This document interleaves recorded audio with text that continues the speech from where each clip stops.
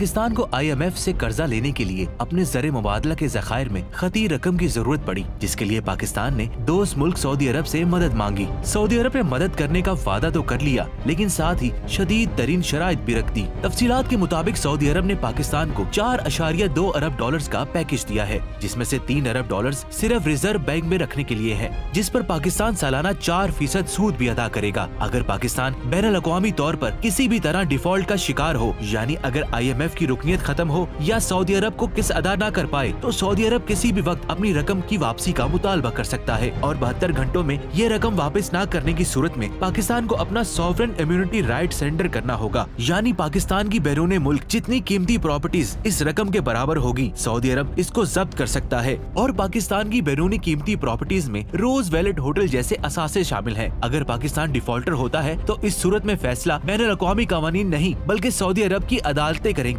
वाज़ेह रहे कि इससे कबल सऊदी अरब ने जो कर्जा या इमदाद दी है इसमें कभी इस कदर शदीद शराइत और कसीर शरह सूद नहीं रखी गई। एक तरफ UAE तुर्की में गैर मशरूत 10 अरब डॉलर्स की सरमायाकारी करता है, लेकिन दूसरी तरफ पाकिस्तान को रिजर्व बैंक में रकम रखने के लिए भी इतनी सख्त शराइत का सामना करना पड़ रहा है। ख्याल रहे कि इससे कबल IMF ने पाकिस्तान को कोरोना रिलीफ पैकेज में बेज़ाब्तगियों का मवाखजा करने और जिम्मेदारान को करारवा की सजा देने का कहा है, जिस पर ताहाल अमल दरामद नहीं हो सका। याद रहे कि पाकिस्तान ने अमेरिका को एब्सोल्युटली नॉट कहा है, जिसके बाद अमेरिका और इसके टुकड़ों पर पलने वाले ममालिक पाकिस्तान के खिलाफ कयाम किए हुए हैं। सऊदी अरब का पाकिस्तान के साथ इस तरह का जिल्लत आमेज रवैया भी इसी माजरे का शाखसाना है।